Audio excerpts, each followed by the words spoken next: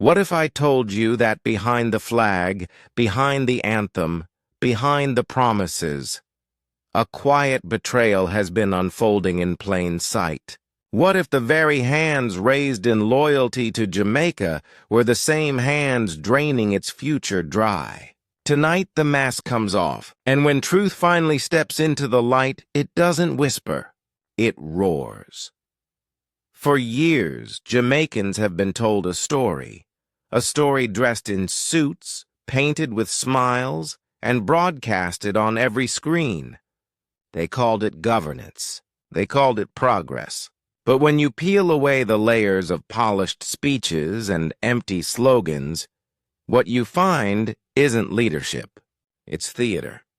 A stage built on deception, where power performs for applause while quietly robbing the people behind the curtain.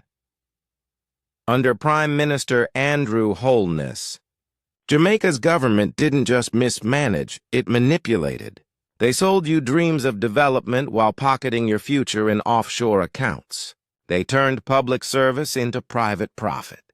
And the people, hard-working, faithful, resilient, were told to keep believing, to keep waiting, to keep hoping. But hope can't fill empty stomachs. And patience doesn't pay hospital bills. You see, corruption doesn't always come with guns or masks. Sometimes it comes wearing a tailored suit, smiling on television, shaking hands with world leaders. They said Jamaica was on the rise. But rising for who? While citizens prayed for clean water, ministers flew first class to conferences on sustainability. While parents struggled to pay school fees, officials built mansions, not in Kingston, not in Montego Bay, but overseas, monuments of greed standing on the backs of ordinary Jamaicans. This isn't just corruption. This is betrayal, betrayal painted in national colors. They promised transparency, but the only thing clear is how deeply the deception runs. For years, they thought they could bury the truth under paperwork, bureaucracy, and propaganda. They thought the people would remain blind, distracted by entertainment, divided by politics, silenced by fear. But what's buried eventually rises, and when truth rises, it doesn't come quietly. It shakes the ground. Every document leaked, every whistleblower silenced, every project that disappeared after a ribbon-cutting ceremony, all point to the same thing: a network of power built not to serve the nation, but to feed itself. They called it progress. But progress that enriches the few while impoverishing the many is not progress. It's plunder. Let's talk about the human cost. The mothers who send their children to schools without books.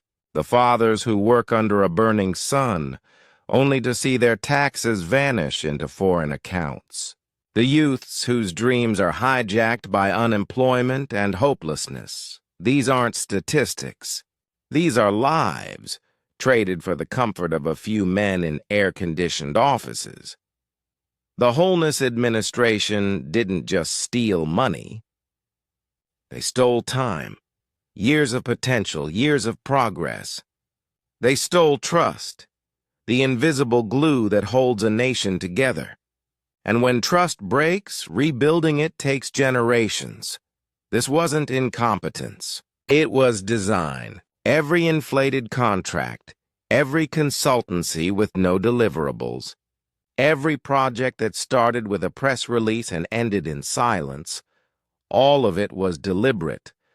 Funds meant for hospitals were diverted into shell companies. Loans meant for infrastructure ended up in luxury real estate.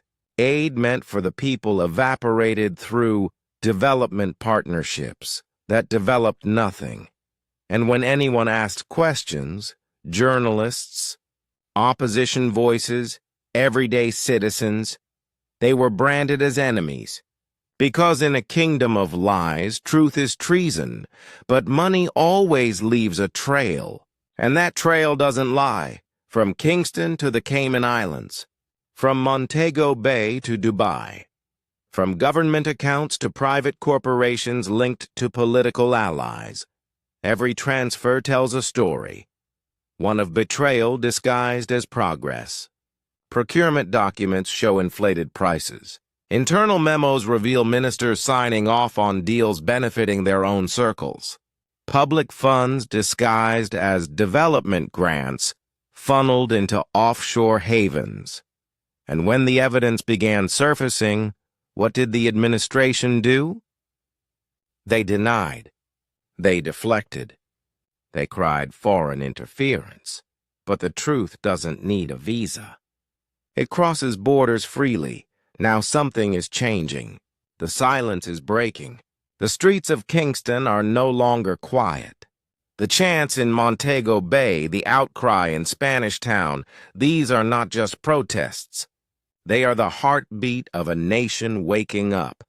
For too long, Jamaica has been told to dance through the pain, to smile through the suffering, to wait for better days.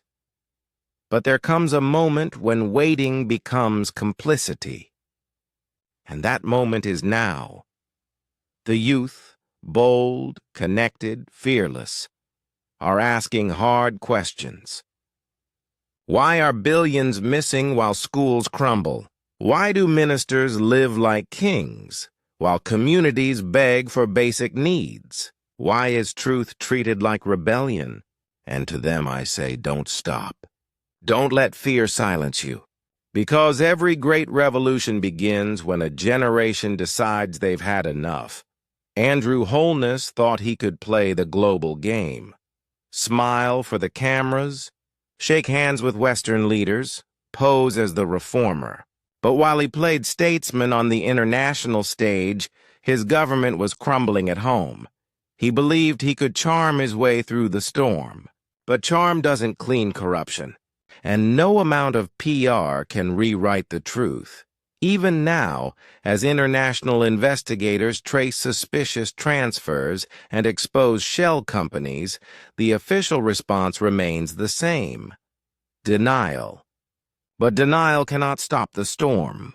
The world is watching, and Jamaica is speaking. As Africans, we've seen this story before. We've watched how corruption drains nations of life. How leaders sell national pride for foreign validation. How the people are told to trust the process, while the process quietly destroys them. That's why this message is not an attack. It's a warning. A brother speaking to another saying, don't make the same mistakes we did, because corruption doesn't just steal money, it steals destiny. It turns strong nations into beggars. It turns independent people into dependents. Jamaica deserves better.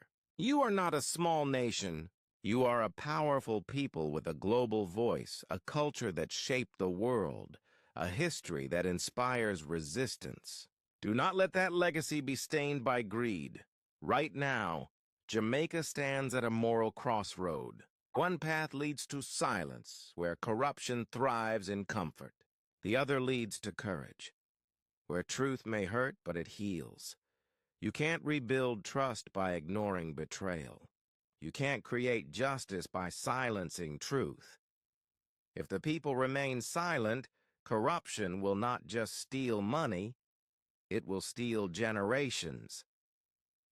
It will steal the belief that things can ever change. But if the people rise, united, fearless, and relentless, then no power can suppress them. To Andrew Holness, this is not hatred. This is history speaking. You were entrusted with the hopes of millions. You had a chance to lead with integrity, to build a legacy of transparency. But power without purpose became your downfall. Leadership is not about luxury. It's about legacy. And history remembers not the titles of men, but the truth of their actions. You can dismiss this as propaganda. You can label it foreign meddling, but the truth does not negotiate. It speaks because silence is dangerous. And tonight the truth has spoken. loud and clear. The people are awake. The illusion has cracked, and once a nation sees, it cannot unsee. The chants echo across the Caribbean. We want justice. We want truth. This is not the end of a government. It's the beginning of an awakening. A generation is rising that refuses to be deceived, that demands accountability, that will not settle for speeches when their children need solutions. Let the world not remember Jamaica for the corruption of its leaders, but for the courage of its citizens. Because when a nation decides enough is enough, even the mightiest system of lies collapses. Power built on deceit will always crumble. But truth is eternal. And so I ask you, the people of Jamaica, and everyone listening around the world, how long will you let corruption define your future? How long will you let silence be mistaken for peace? How long will you allow your leaders to trade your dreams for their comfort? This is your moment, your generation, your fight. Stand for truth. Speak without fear. Because when a nation unites around justice, no leader, and no matter how powerful, that can stand against it. Let Jamaica rise again. Let truth walk among her people. And let the Caribbean send a message to the world that power without integrity is nothing, and silence in the face of corruption is complicity. This is Traore versus America, where truth speaks loud, and the people always have the final word. Now tell me in the comments, do you believe Jamaica can break free from corruption? Or has the system gone too deep to save?